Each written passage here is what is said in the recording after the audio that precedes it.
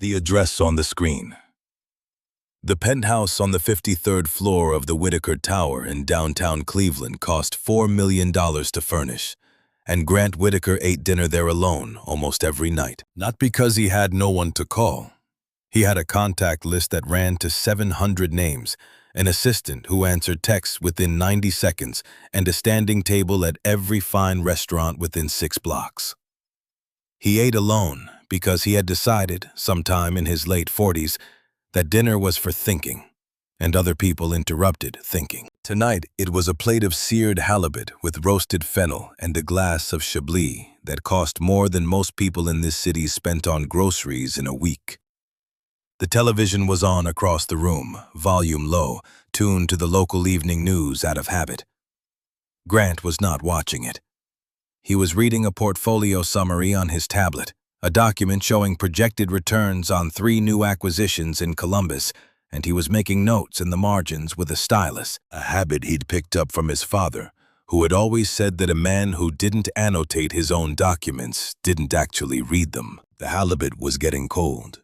He was on the 3rd page of the Columbus summary when the news anchor's tone shifted, that almost imperceptible drop in register that signals a story has weight, and Grant looked up without meaning to. On the screen, a street he didn't immediately recognize, shot from a news van in the rain. Street lights catching puddles on the pavement, a child's red plastic chair upside down on the sidewalk. Boxes.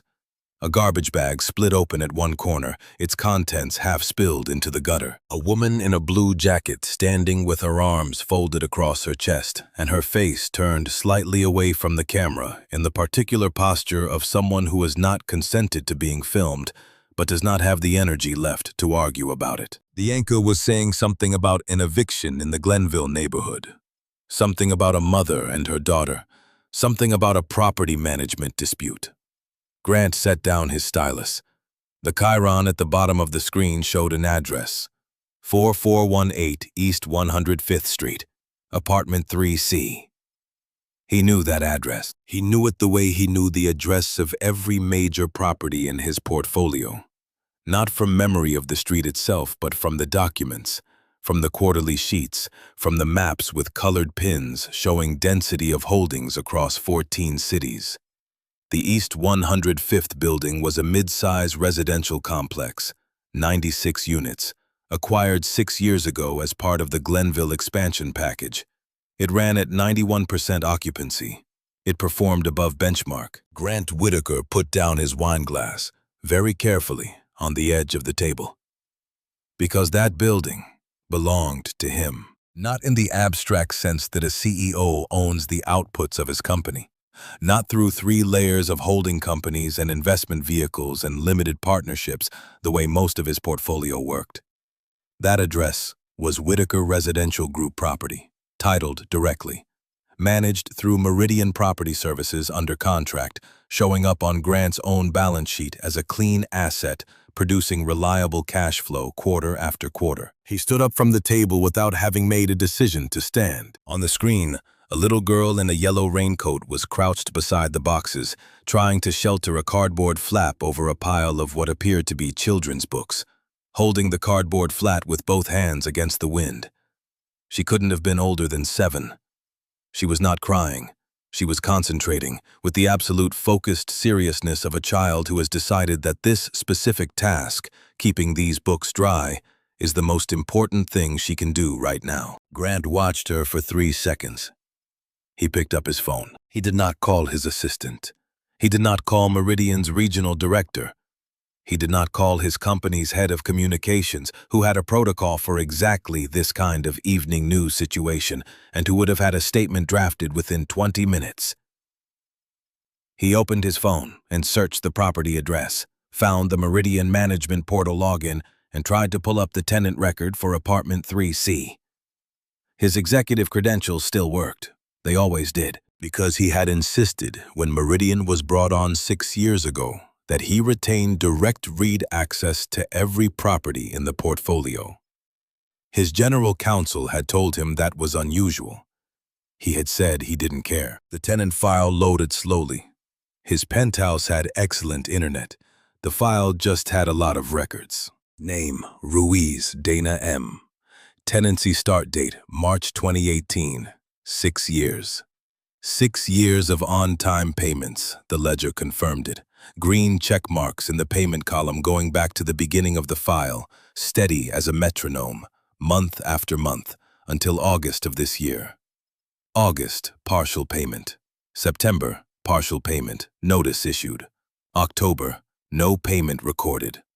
Notice of eviction filed automatically by the Meridian compliance system on November 3rd. He scrolled back. August 1st, the first late payment. He looked at the screen again. The anchor had moved on to a different segment. The street in Glenville was gone. Grant Whitaker stood in his penthouse in his $600 shirt with his cold halibut and his annotated portfolio report, and he thought, I know what kind of man I am. I've always known what kind of man I am. I built something from nothing. I created housing for 46,000 families. I play by the rules I set. He thought that right up until the moment it occurred to him to check who had set the rules. He was still holding the phone when he found the policy document. Automated Eviction Compliance Protocol, version 3.1, executed August 2019. The signature block at the bottom had 2 lines. One for the COO of Meridian Property Services, one for the authorizing client executive. The second line read, Grant T. Whitaker. He didn't remember signing it. That was the part that was going to keep him awake. Not that the policy existed, not that it had been used, but that his own name was at the bottom of a document that had, tonight, put a little girl in a yellow raincoat on a wet sidewalk, holding cardboard over her books in the rain. And he had no memory of reading it before he signed. He sat back down at the table, not to eat, but because his legs felt wrong. The halibut was completely cold now. The Chablis was still fine. Wine didn't care about his problems. But he didn't touch it either. Grant was 54 years old. He had signed, by conservative estimate, somewhere between 15 and 20,000 documents in his professional life.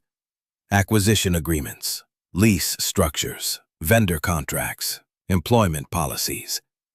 He had a system. 3 layers of review before anything reached his desk, and he signed the things his team had already reviewed, cleared, and recommended. That was how organizations worked at his scale.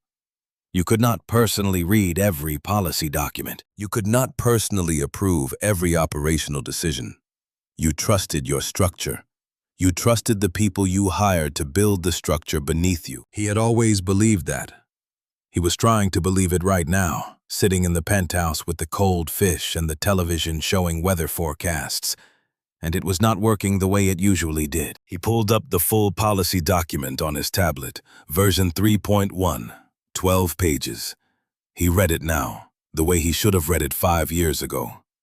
The language was clean, efficient, the kind of prose that makes bureaucratic machinery sound inevitable.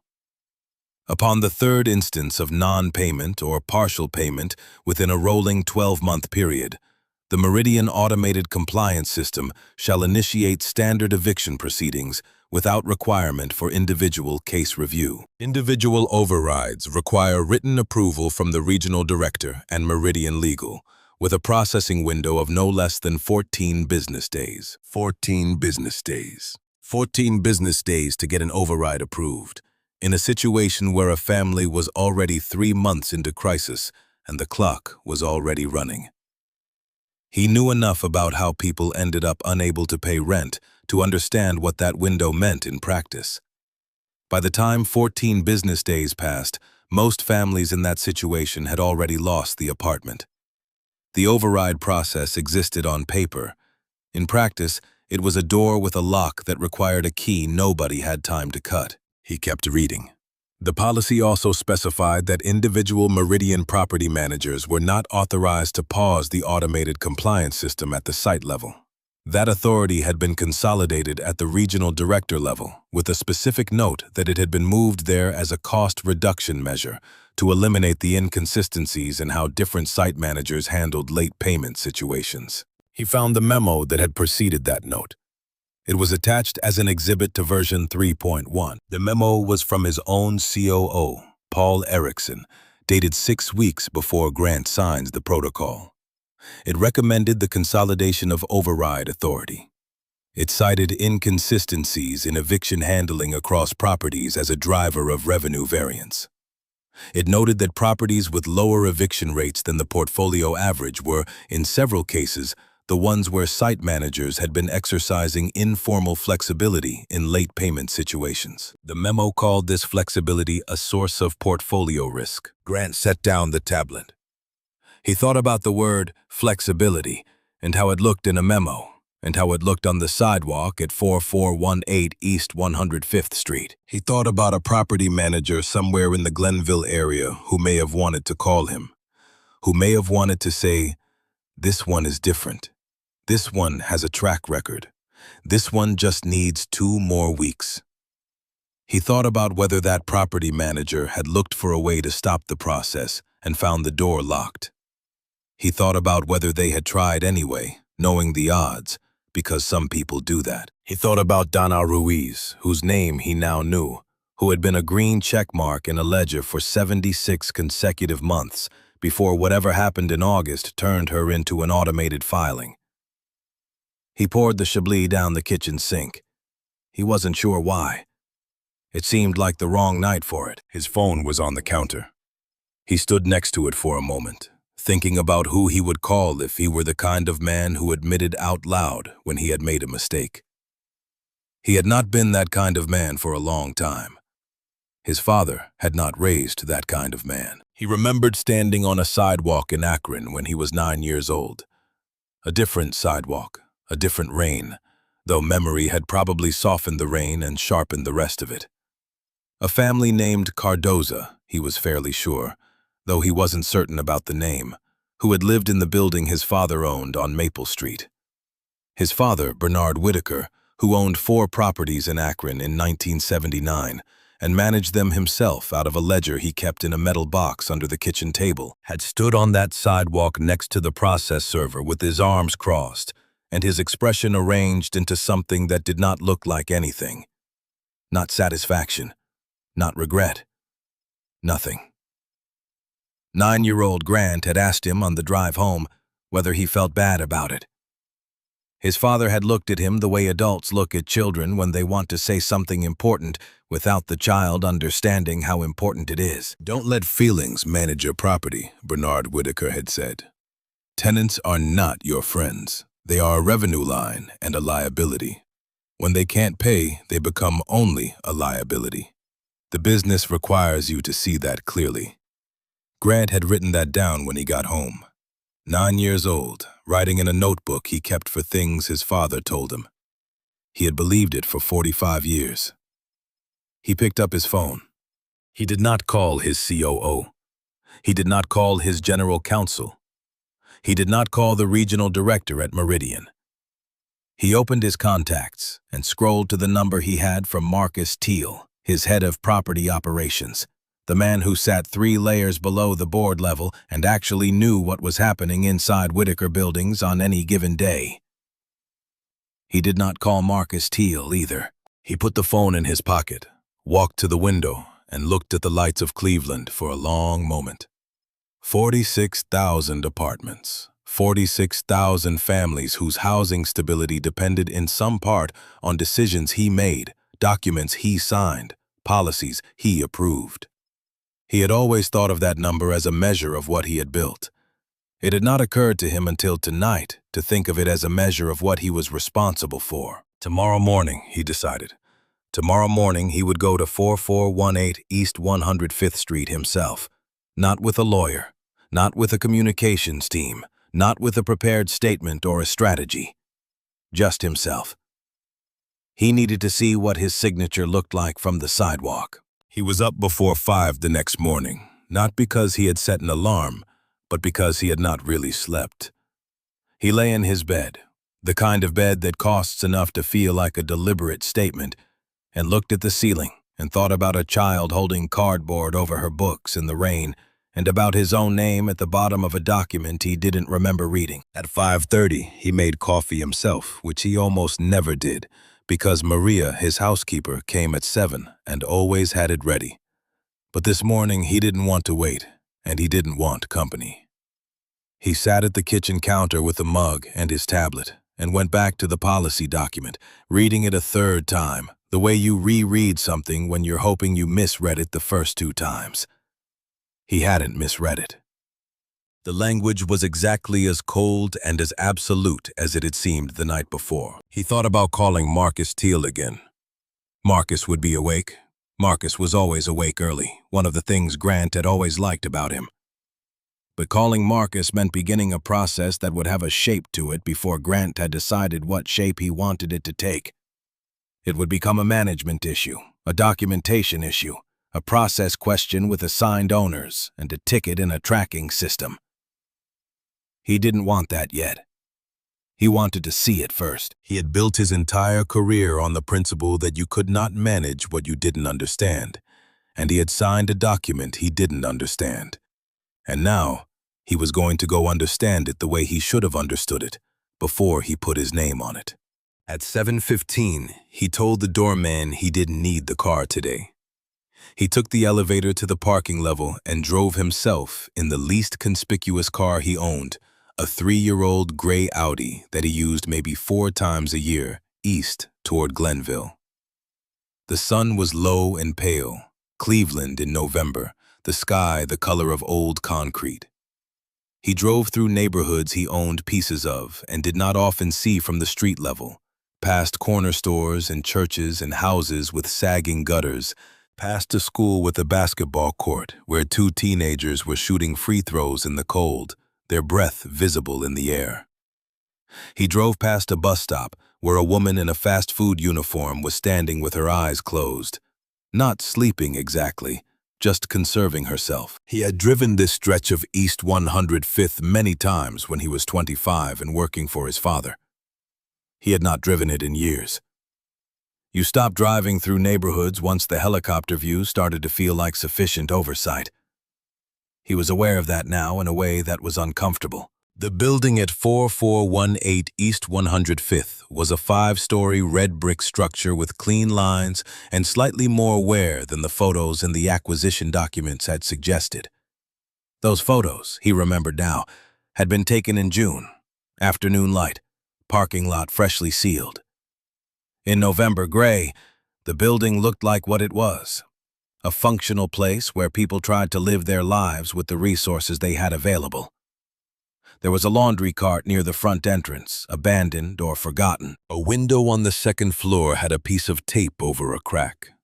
The front walkway was clean, though, swept recently, and there were 2 potted plants flanking the entrance that someone had recently moved inside for the winter, leaving 2 darker circles on the concrete where the pots had stood. Someone in this building cared about the potted plants. Grant sat in the Audi in the parking lot for 5 minutes before he got out. He stood in the lot and looked at the building and thought, 46,000 families. And thought, 1 signature. And thought, how many times? The signature he forgot. The lobby of 4418 East 105th smelled like industrial cleaner and something warmer underneath it. Maybe a neighbor cooking breakfast early. Maybe coffee from the unit closest to the hallway. The kind of smell that meant people actually lived here, had morning routines and open windows and something on the stove. Grant had been in hundreds of Whitaker properties over the years, usually on walkthroughs with Marcus and a property manager and a facilities team, everyone moving briskly and pointing at things that needed attention. He had never walked into one of his own buildings alone and just stood in the lobby at 7:30 in the morning and felt the smell of it. There was a bulletin board near the mailboxes, notices pinned in overlapping layers, a flyer for a Thanksgiving food drive at the church 2 blocks away, a handwritten notice about a lost gray cat named Benny, a photocopied sheet reminding residents about parking regulations, a phone number for a tenant services hotline that Grant did not recognize. He pulled out his phone and took a photo of the hotline number, not sure why, just that it seemed like something he should have but didn't. There was no one in the lobby. He took the stairs to the third floor. The hallway on 3 was quiet, the kind of quiet that meant everyone who had a job had already left for it. He walked to the end of the hall, apartment 3C. The door was plain, gray paint, slightly scuffed at knee height, the way doors get scuffed when you're carrying things in or when a child passes through them several thousand times. There was a welcome mat that said "Home" in block letters. There was no sound from inside. He knocked. He did not know what he expected. That she would still be here, he supposed, though why he thought that he couldn't have said. The eviction had been filed last week. The news report had shown her on the sidewalk. He knocked anyway, the way you do when you need to complete an action before you can think clearly about whether the action makes sense. No answer. He stood in the hall for a moment. A door at the other end of the corridor opened, and a man in his 60s came out. Work boots, a jacket with a company logo on the chest that Grant couldn't read at this distance. The man glanced at Grant with the measured assessment of a person who has lived in a building long enough to know who belongs and who doesn't. Grant said, "Good morning." The man said nothing for a moment. Then, "You the landlord?" There was no hostility in the question. It was a flat, procedural question, the kind asked by someone who has dealt with enough systems to know that identifying the responsible party is the first useful thing you can do. Grant said, "I own the company that owns the building, yes." The man looked at him. His name turned out to be Louis Okafor, retired machinist, Unit 3A, 12 years in the building. He stood in the hallway in his work boots, having decided apparently that this conversation was worth being slightly late for whatever he was leaving for, and he talked to Grant the way people talk when they've been waiting for someone to listen. Dana Ruiz, Louis said, was the kind of neighbor you don't understand how much you needed until she wasn't there. She'd started an informal meal-sharing arrangement on the floor 2 years ago, just a note on the bulletin board. If you cook extra, knock on 3C and Dana'll know who needs some. She'd organized the laundry room schedule because the situation down there had been chaos. She'd sat with Louis's wife, Marta, on 3 different evenings after Marta's chemo appointments last year when Louis was working overtime and couldn't be home. Just sat with her, brought tea.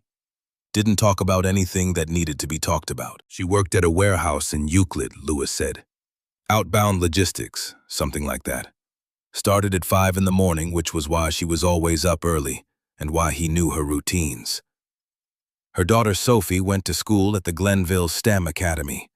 Sophie was in 2nd grade and was apparently something special in math, which Dana talked about the way parents talk about their kids when the kids are the best thing going in their life. The rent, Louis said, looking at Grant with the direct attention of a man who intends to be heard, was never a problem. Not for 6 years. What happened in August was that Sophie had a bad asthma attack at school, ambulance, 2 nights at Metro Health, and Dana came out of it with a hospital bill that she was trying to manage, and the co-pays for the inhaler prescriptions and the follow-up appointments, and she went to the office here, the Meridian office, and she asked them, herself, proactively, if she could do a payment plan for a couple of months while she got the medical bills sorted. She had paperwork. She had her payment history. She'd printed it out. Louis paused. Grant said, "What did they tell her?" "They told her they pass it along to the regional office," Louis said. "They were very professional about it, very polite. They told her to keep making whatever payments she could while the request was under review. She did that. She paid what she could. And then in November, the sheriff came." Grant looked at the door of apartment 3C. The home welcome mat. The scuff marks. He said, "Do you know where she is now?" Louis looked at him for another long moment, the kind of look that carries a question about what the answer will be used for and whether the person asking deserves it. "She and Sophie are staying with her cousin on the west side," Louis said at last.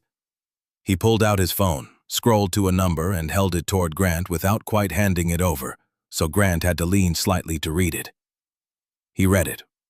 He put it in his own phone. Lewis watched him do this. "If she doesn't want to talk to you," Lewis said, "you'll respect that." Grant said, "Yes." Lewis nodded once, put his own phone away, and walked to the elevator. Grant stood in the hallway a moment longer, alone. He walked to the window at the end of the hall and looked out at the parking lot, at his gray Audi sitting there, at the street beyond. He called Marcus Teal. Marcus picked up on the second ring and said, "Mr. Whitaker?" And before Marcus could say anything else, Grant said, "I need the full file on 4418 East 105th Street, apartment 3C. And I need the complete documentation trail for the Automated Eviction Compliance Protocol, version 3.1, including every email, memo, and attachment that was part of the approval process. I need it on my personal drive by noon." Marcus said, "Of course." Then, after a careful pause, "Is there something I should be aware of?" Grant said, "Yes. I signed something I shouldn't have signed without reading it, and I need to understand everything that came out of that before I decide what to do next." There was a silence that lasted about 4 seconds, which, for Marcus Teal, who was not a man given to long silences, was significant. "Yes, sir," Marcus said. "You'll have it by noon." Grant hung up. He looked at the hallway, at the bulletin board near the elevator with a child's drawing of a turkey taped to it, Thanksgiving craft from some school left up past its season. He thought about Sophie Ruiz and her math scores. He thought about Dana Ruiz printing out her payment history and bringing it to the Meridian office, proactively, with paperwork, doing everything right, the way people are told to do everything right when they're in a system that is supposed to work. He took the stairs back down. In the lobby, he stopped at the bulletin board again and looked at the flyer for the food drive, the notice about the lost cat, the parking regulations, the tenant hotline number. He thought about who had put up these pieces of paper, who checked this board, what this board meant in a building where 40-some families tried to manage their lives. He walked out to the parking lot and sat in the Audi without starting it for 3 minutes. He was trying to remember what he had been thinking on the day he signed version 3.1. He could not reconstruct it with any precision. He remembered a period in 2019 when the portfolio was expanding rapidly and there had been intense pressure on operational efficiency. Pressure from the board, pressure from the investment analysts who covered the company, pressure that he himself had generated by setting accessible acquisition targets. He remembered Paul Erickson presenting the Meridian contract updates in a Q3 board meeting as part of a broader operational rationalization package. He remembered approving the package. He did not remember reading the eviction policy. He started the car and drove back toward downtown, through the same streets he had come through, past the bus stop and the church and the basketball court where the 2 teenagers had been shooting free throws. They were gone now, school, presumably, and the court was empty, the single hoop casting a thin shadow in the pale morning sun. He spent the rest of the morning at the office, not in meetings, which were cleared at his instruction, but at his desk with the documents Marcus had pulled. The complete file on Dana Ruiz, the documentation trail for the eviction protocol, the Erickson memo from 2019, the board minutes from the Q3 meeting. He read all of it.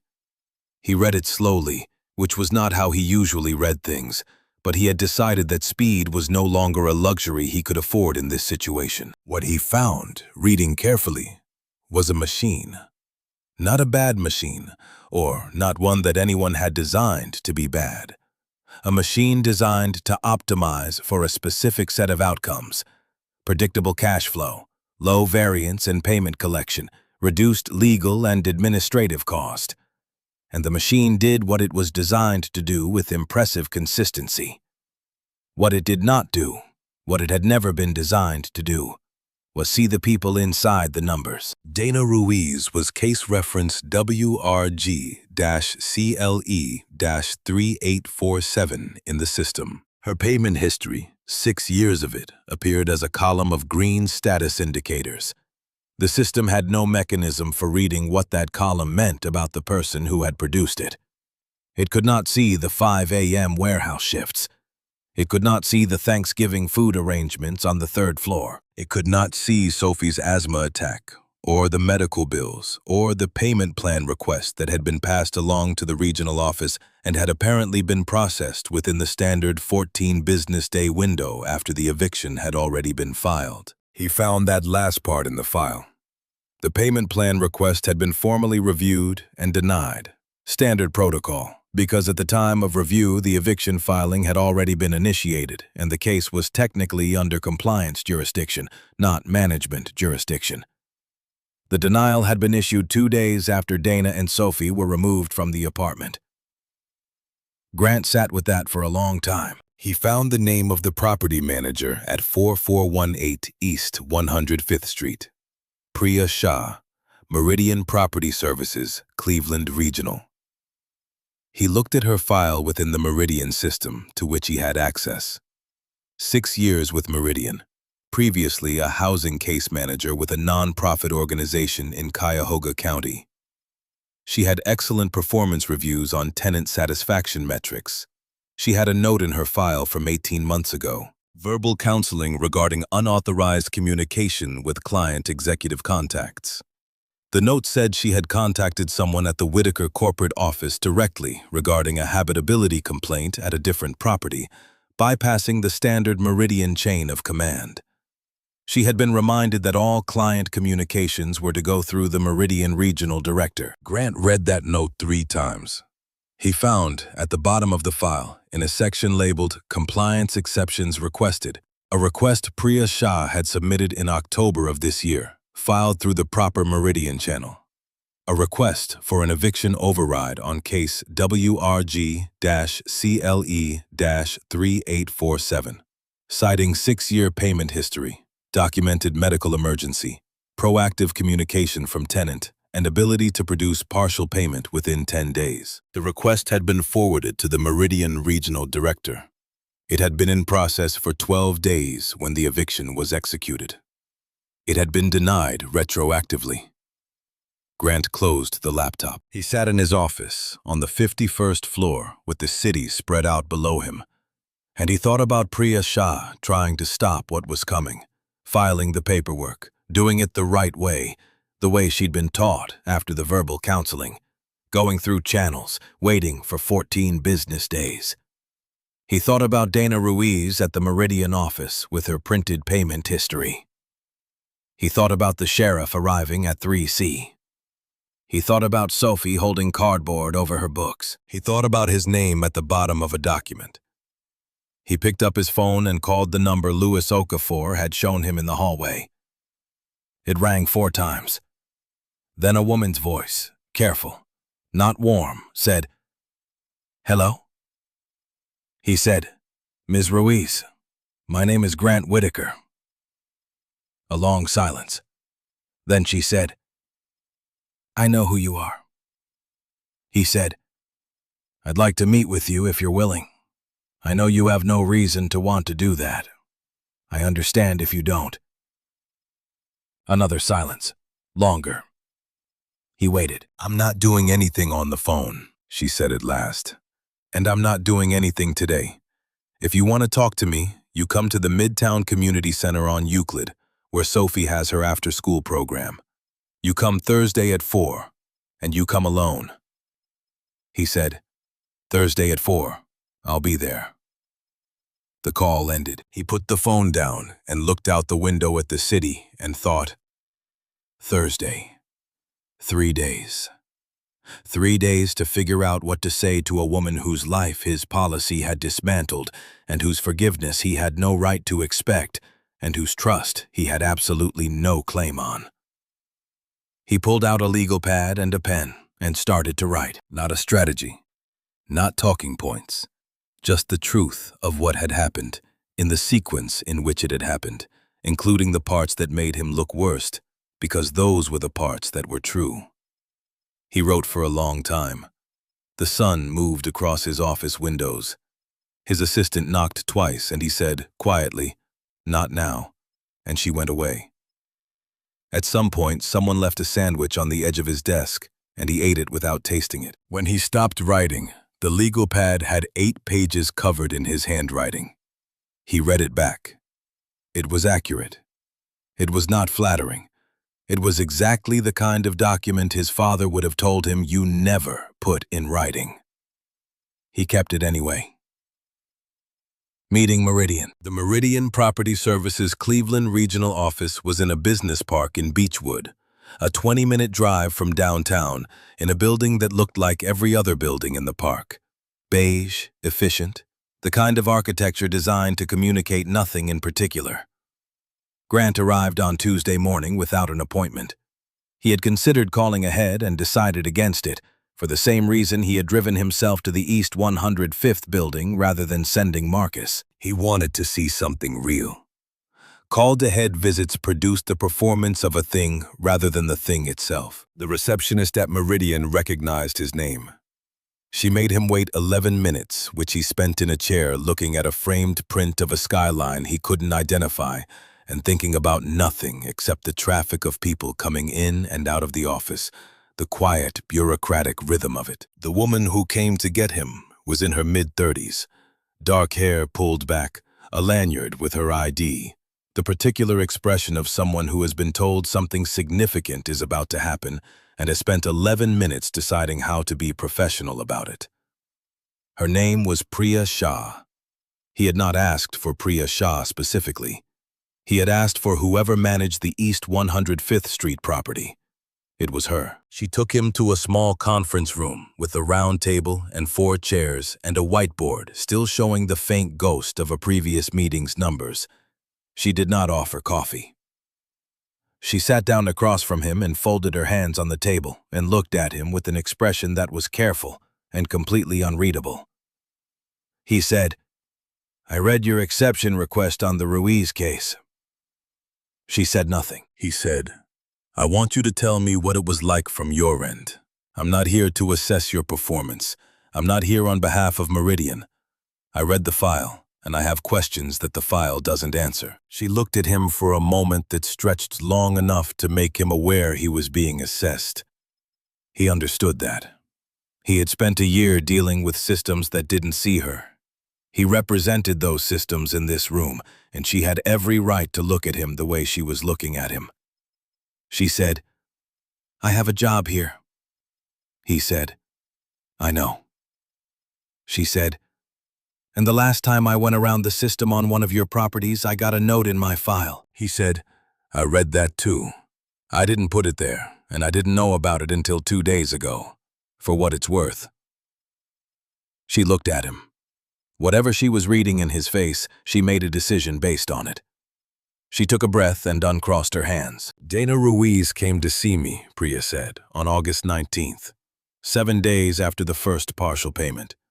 She brought her lease, her payment ledger, documentation of the hospital admission, the bills, the prescription costs.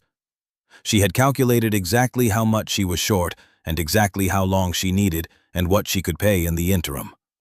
She was not asking for a handout. She was asking for a 12-week repayment schedule." Grant said, "What did you tell her?" "I told her the truth," Priya said. "I told her I could submit the request, but that I didn't have authority to approve it at my level, and that it had to go to the regional director and Meridian Legal for sign-off, and that the timeline was 14 business days. I told her to keep paying what she could in the meantime, which she did." She paused. She was looking at the ghost numbers on the whiteboard as if she was seeing something else there. "I submitted the request the same day she came in," Priya said. "I wrote it up properly, everything documented. I put in the note that her payment history was exceptional and that this was a documented medical emergency and that I believed the exception was warranted.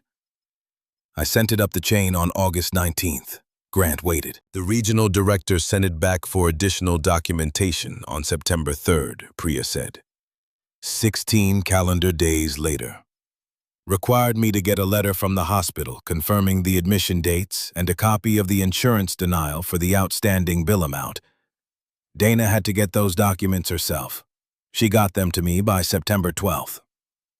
He said, "And then?" "I resubmitted on September 12th, Priya said. The eviction was filed automatically by the compliance system on November 3rd. The override was denied 2 days later, retroactively." There was a silence in the room. Grant said, "What do you think should have happened?" Priya looked at him with an expression that for the first time carried something warmer than careful neutrality, though it was not warmth exactly. It was something closer to tired clarity, the expression of someone who has thought carefully about a question for a long time and has arrived at an answer they've had no one to give. "She should have gotten the 12-week plan," Priya said. "That's what should have happened. A person who had paid on time for 6 straight years and who came in proactively with documentation of a genuine medical emergency and who was asking for a reasonable accommodation. She should have gotten the accommodation. The policy doesn't allow for that kind of individual judgment, which means the policy is wrong." She said that last sentence the way people say things they've been sitting on for a long time and have decided in this specific moment to let out. She looked slightly startled by her own frankness, or not startled exactly, more like someone who has just handed something over and is watching to see whether the other person drops it. Grant said, "You're right." She blinked. He said, "The policy is wrong. I'm going to change it. And I want to understand exactly how and where it breaks down, not just in this case, but across the portfolio. I want your specific assessment of where the automated compliance system creates situations where the right decision can't be made." Priya looked at him for a long moment. He could see her calibrating, not whether she believed him. She didn't know yet, and she was smart enough not to decide too quickly. But whether engaging further served Donna Ruiz's interests, which was clearly the primary thing she was trying to protect in this room. "If you're serious," she said, "I have notes. I've been keeping notes for 18 months. Everything I've seen in the field that the system handles wrong." He said, "I want to see all of it." She pulled a folder from the credenza behind her. It was thick, well organized, the kind of document that someone compiles when they've accepted that no one is listening, but they're going to keep records anyway, because records are the one thing you can control. She put it on the table between them, and he looked at it and then looked at her. He said, "Did you know there were notes in your file about going outside the chain of command?" She said, "Yes." He said, "Were you worried about that happening again when you kept these?" She said, "Yes." She did not elaborate. He put his hand on the folder and slid it carefully to his side of the table. She watched him do it. He said, "I'm going to read all of this, and I want to come back and talk through it with you before I take any action. I also want your help identifying other cases in the Cleveland portfolio where the automated system may have overridden what the correct human judgment would have been." She said, "That'll take time." He said, "I have time." She said, "And I still have a job I have to do." He said, "I know. I'll work around your schedule." She looked at him one more time in that long, assessing way. Then she nodded. She did not smile. She did not say anything encouraging. She just nodded, which was the correct response, because they had not done anything yet, and she understood that, and he was beginning to understand it too. He drove back to downtown with the folder on the passenger seat. He stopped at a red light on Chester Avenue and looked at the folder and thought about Priya Shah, who had tried to stop the machine from inside the machine, who had kept records for 18 months, knowing they might never be seen, who had come into that conference room and told him the truth about his own policy without softening it or packaging it or making it easier to hear. He thought about the verbal counseling note in her file. He thought about what that note had cost her professionally and whether she had hesitated before filing that exception request in August, knowing what the last time had cost her, and filed it anyway. He thought that the word for what Priya Shah had done, which his father would have called naivety or impracticality or sentimentality, was actually integrity, and that he had built an entire system that treated integrity like a compliance risk. He thought about that for the rest of the drive. Back at the office, he sat with Priya's folder for 4 hours. The notes were meticulous. 17 cases documented in the past 18 months across 7 properties in the Cleveland metro area, where Priya had identified situations where the automated compliance system had initiated eviction proceedings that she believed a reasonable person with full knowledge of the tenant's circumstances would have handled differently. In 12 of the 17 cases, the eviction had gone forward before any exception review was completed. In 3 cases, the exception had been granted after the family had already vacated. In 2 cases, the exception had been granted in time, both under circumstances where the tenant had retained legal aid representation, which had added external pressure sufficient to accelerate the Meridian review timeline. The pattern was clear. The system moved faster than the review process. The system had been designed to move faster than the review process because speed of execution was a metric and review time was a cost. Grant found himself thinking about Paul Erickson, his COO, who had written the memo recommending this approach.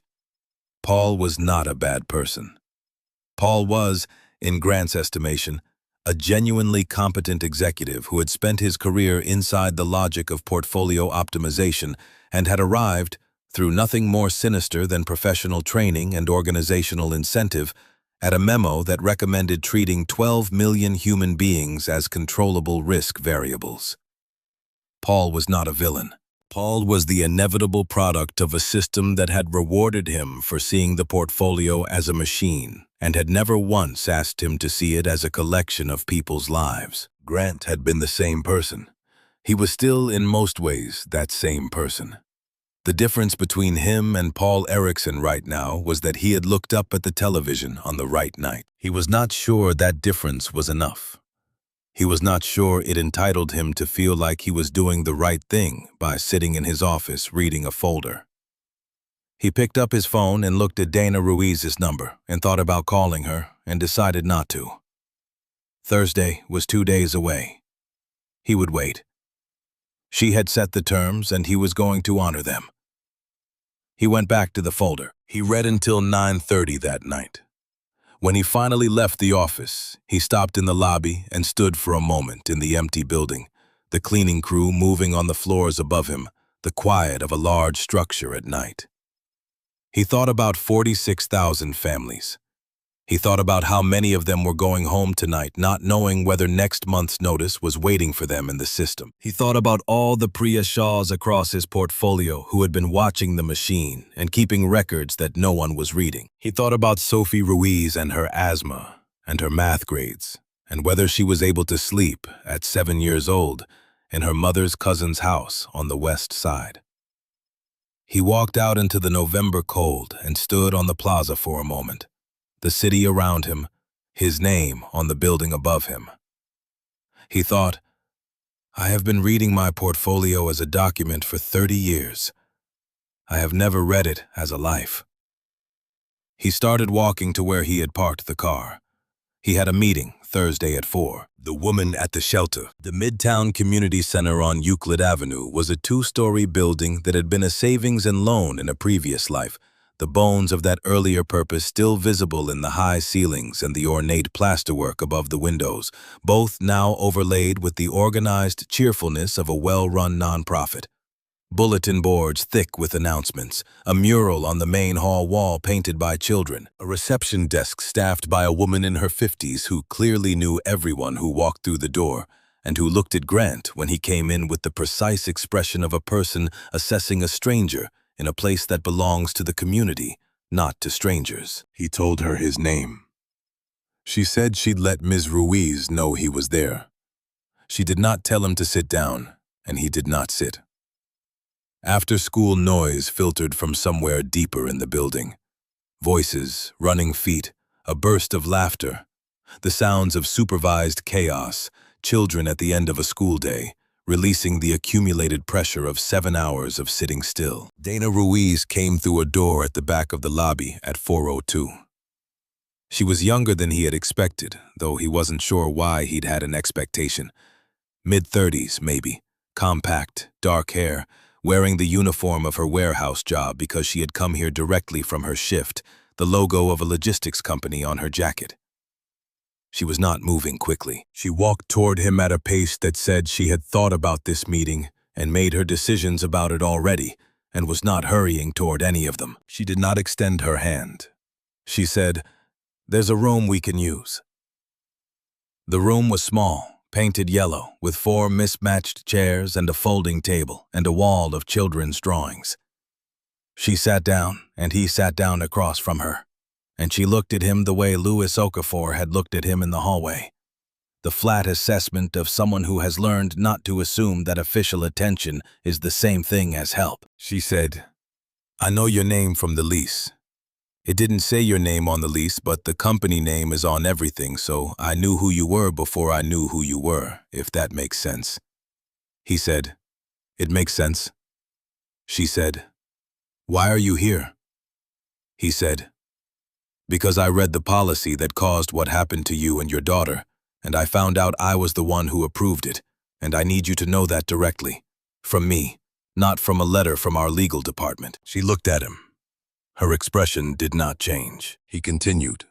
He told her about finding the address on the television, about standing in his penthouse holding his phone, about driving to 4418 East 105th the next morning, talking to Louis Okafor, reading the file, about Priya Shah and the exception request and the 14-business-day window, about the policy document he'd signed in 2019 that he didn't remember reading.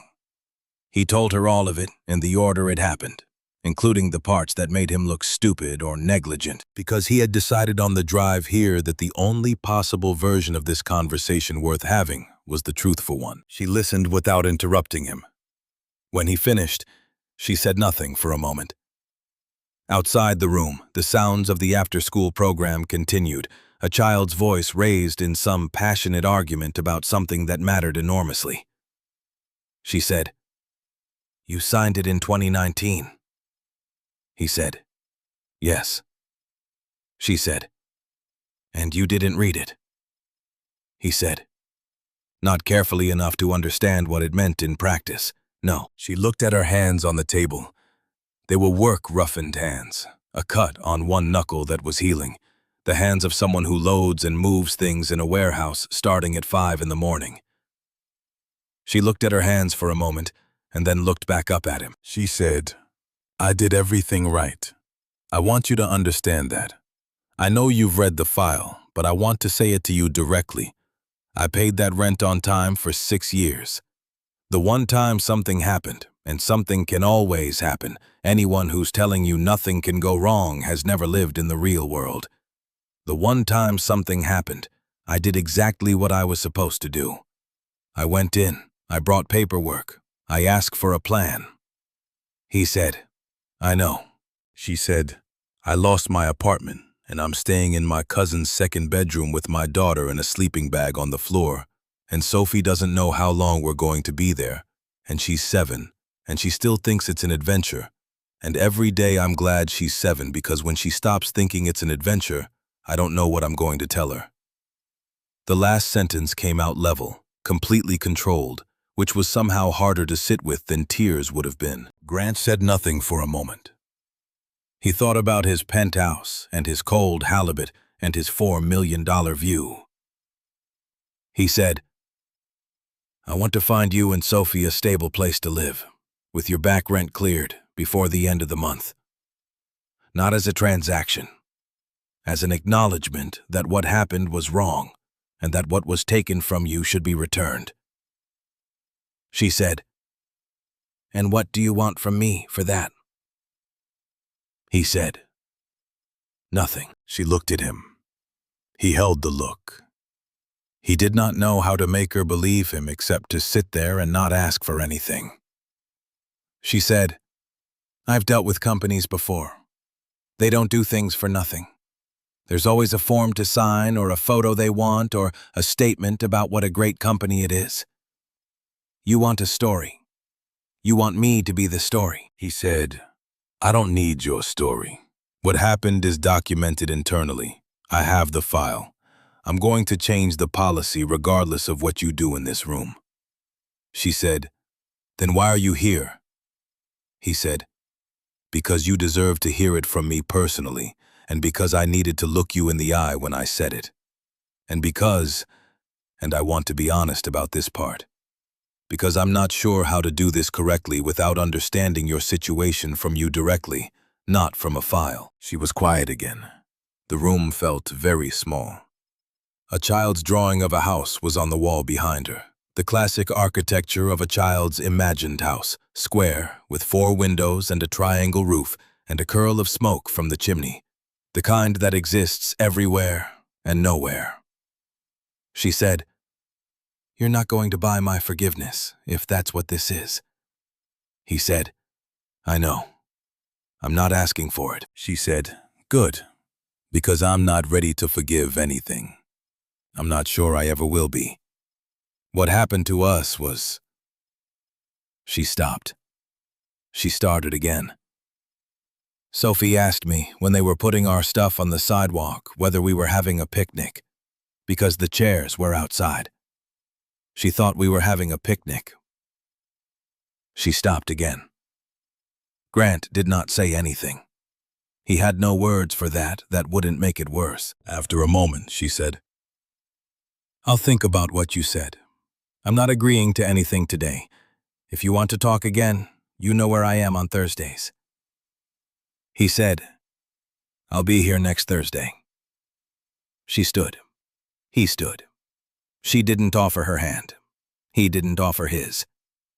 She walked to the door and stopped with her hand on the frame. She said, without turning around, "If you change the policy, really change it, not just write a new document nobody reads." She let that land. "Maybe that's worth something. Not to me, but to whoever's sitting in my apartment now or whoever comes after them." She left. He sat alone in the yellow room for a minute with the children's drawings and the folding table. Then he got up and walked back through the community center, through the noise of the after-school program, past the mural and the bulletin board and the woman at the reception desk who watched him go. Outside on Euclid Avenue, he stood on the sidewalk in the November cold and called Paul Erickson. Paul answered on the first ring and said, "Grant," in the cautious tone of an executive who has been aware for 3 days that something was moving in the organization but hadn't been told what. Grant said, "Clear your calendar for Monday morning, all of it, and get the heads of the Meridian account and our legal team in the room. We're going to redesign the eviction compliance protocol from the ground up."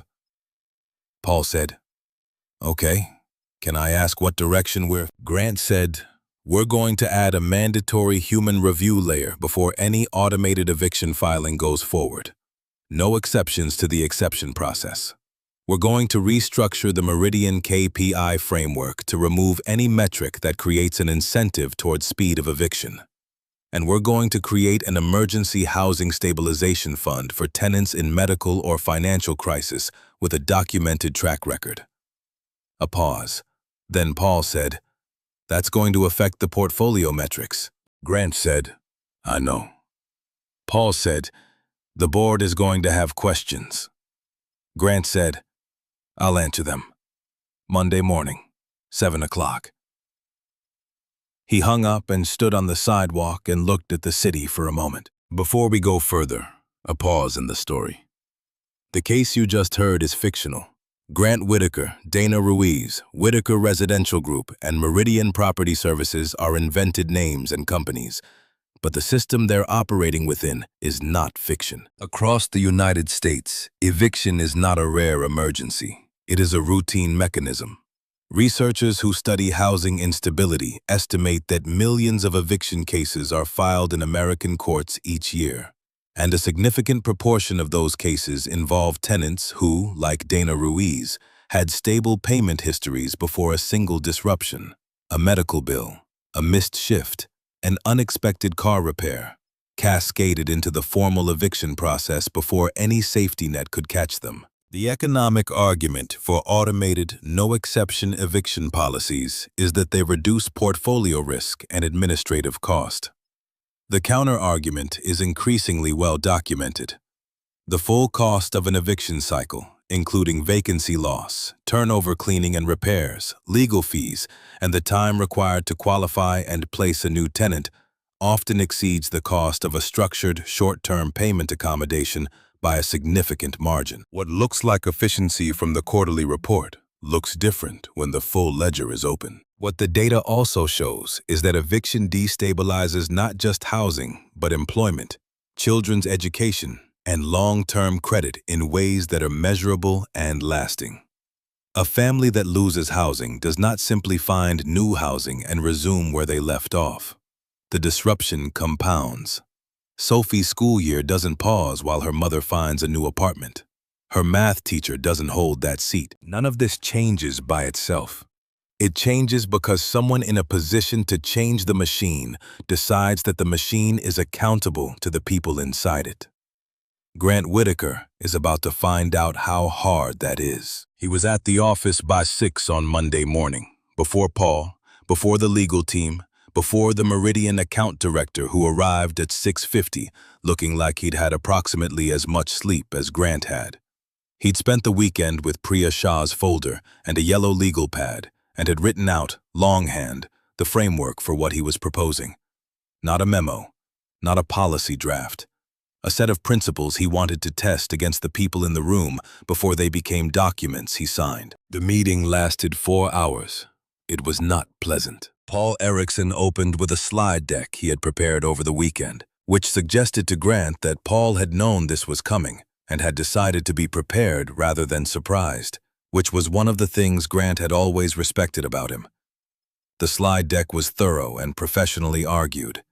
It showed projected impacts on 4 key portfolio metrics under 3 scenarios: partial implementation, full implementation, and what Paul labeled the maximum exposure scenario, which assumed the new human review layer would slow eviction timelines by an average of 30 days and reduce annual eviction filings by a significant margin. The numbers were real. The impacts were real. Grant did not dispute any of them. He said, "I want to talk about what's not in the deck." Paul said, "Grant." He said, "The cost of eviction to the company, full cycle, not the compliance execution cost, the full cycle.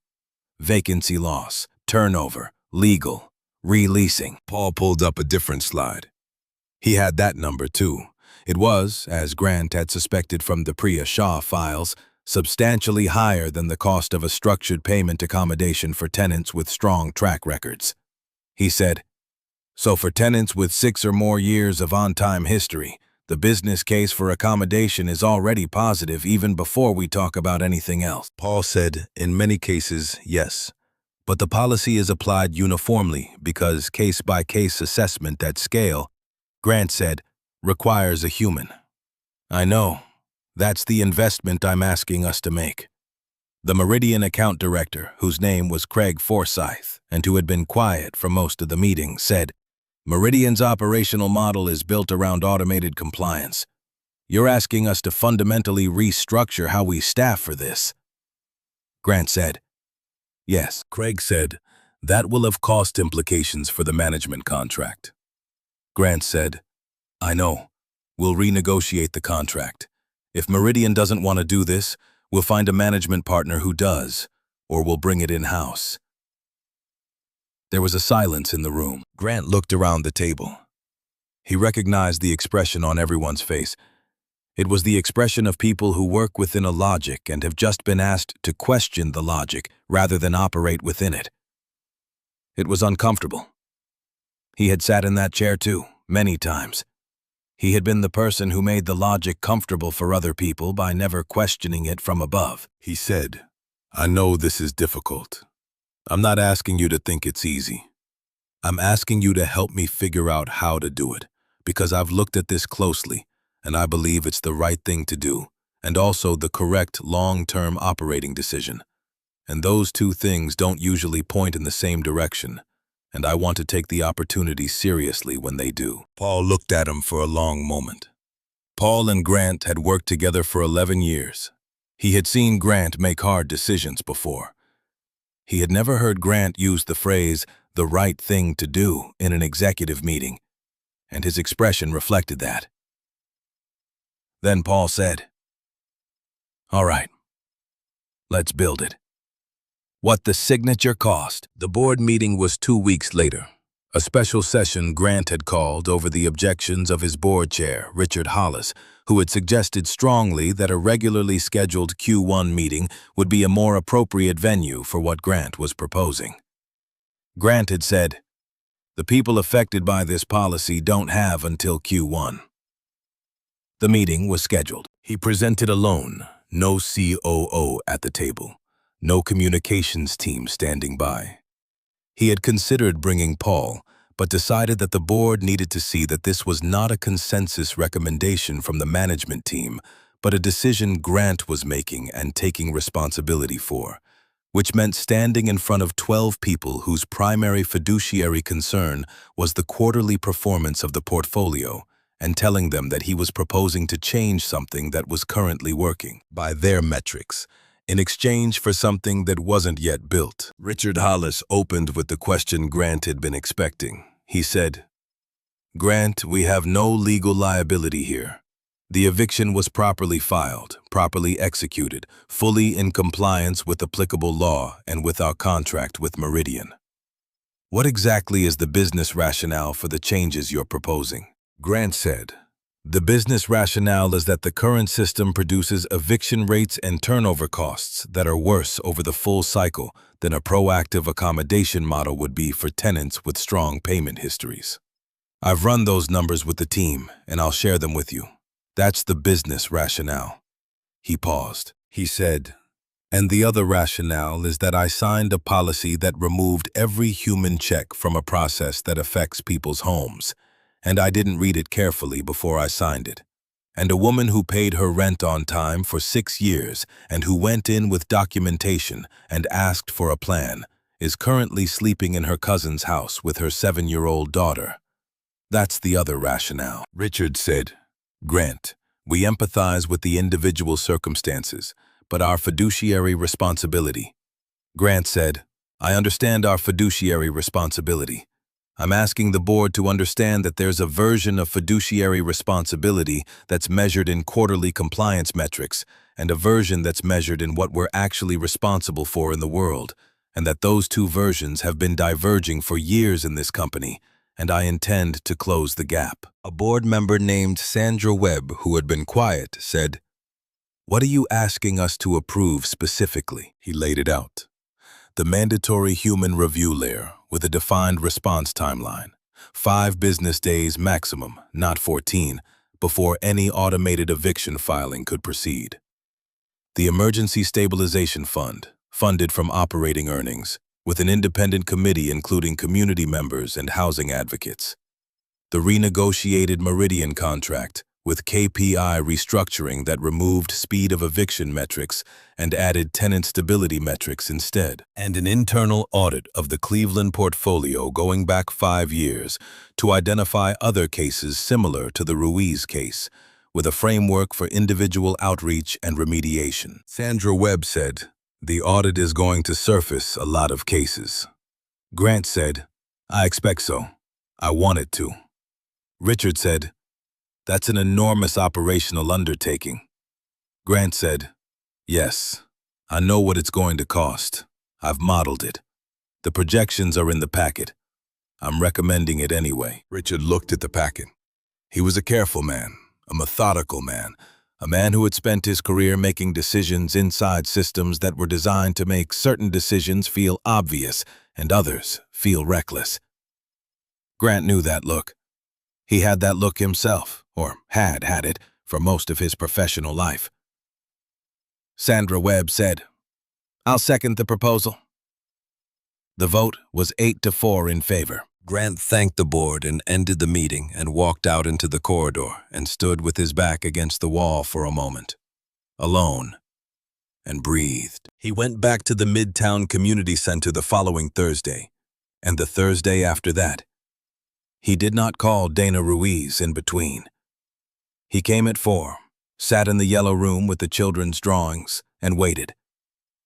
The first time she came in after 15 minutes and sat across from him and said, "I heard you had a board meeting." He said, "Yes." She said, "Priya called me. She told me what you were doing." He said, "Is that why you came?" She said, "No. I came because my daughter wants to see you. He had not expected that. Sophie Ruiz came through the door holding a piece of paper, a worksheet from her after-school program, math problems, and she sat down in one of the yellow chairs next to her mother and looked at Grant with the direct, evaluative gaze of a second grader who has not yet learned to moderate her curiosity. She said, "Are you the landlord?" He said, "I own the company, yes." She thought about this. Then she said, "Why didn't you let us keep our apartment?" He looked at her.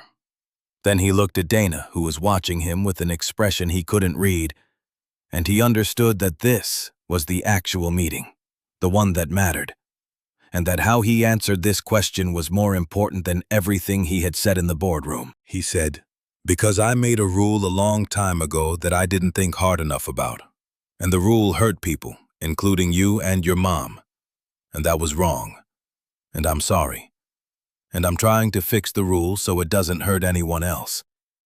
Sophie considered this. She looked down at her math worksheet. She said, "My teacher says if you make a mistake, you should fix it and also not do it again." He said, "Your teacher is right." Sophie nodded, apparently satisfied with this, and slid the worksheet across the table toward him and said, "Can you help me with number 7? It's a word problem, and word problems are hard." He looked at the worksheet. Problem number 7 involved a lemonade stand, a ratio, and a question about how many cups could be sold at a profit if the cost of lemons changed. He read it twice. He said, "You need to find out how many cups per dollar first, then work backward." She picked up her pencil. He watched her work through it, her tongue pressing slightly against the corner of her mouth the way children's tongues do when they're concentrating, the scratch of the pencil on paper, the community center noise filtering through the wall. Dana sat with her arms folded, watching her daughter work, and for a moment the three of them were just people in a yellow room solving a math problem. Sophie finished it and held up the paper. She said, "Is that right?" He checked it. She had it right. He said, "Yes." She said, "Good." She pulled the worksheet back and put it in her backpack. Then she said to her mother, "Can we go get snacks now?" Dana said, "In a minute." Sophie got up and stood near the door, clearly considering the snack situation her primary agenda item and the adult conversation an obstacle between her and it. Dana looked at Grant. She said, "I'm not ready to say everything's fine. I want you to know that." He said, "I know." She said, "Lewis told me you went back to the building, that you went through the common areas and the laundry room and the management office." He said, "I did." She said, "He said you introduced yourself to people and answered their questions." He said, "I tried to." She was quiet for a moment. She said, "I don't know what you are. I don't know if you're someone who changed or someone who got caught. I've been trying to figure that out and I don't have the answer yet." He said, "I don't know either. I think that's an honest answer." She looked at him. She picked up her bag. She said, "We found an apartment. My cousin helped. We're moving in next week." He said, "I know. The back rent has been cleared. The new lease is market rate, standard terms, no penalty history attached." She said, "I didn't ask you to do that." He said, "No." She stood up. She said, "If the policy changes, really changes, the way Priya described, then I'll consider that something real, not a favor you did for me, something real for the next person." She called to Sophie, "Okay, snacks." Sophie erupted from her position near the door and ran toward the hallway. Dana followed her and stopped at the door and looked back at him once. She said, "Same time next Thursday, if you want to keep talking." He said, "I'll be here." She left. He sat alone in the yellow room for a while, with the children's drawings around him, the house with the triangle roof and the curl of smoke, and thought about what she'd said.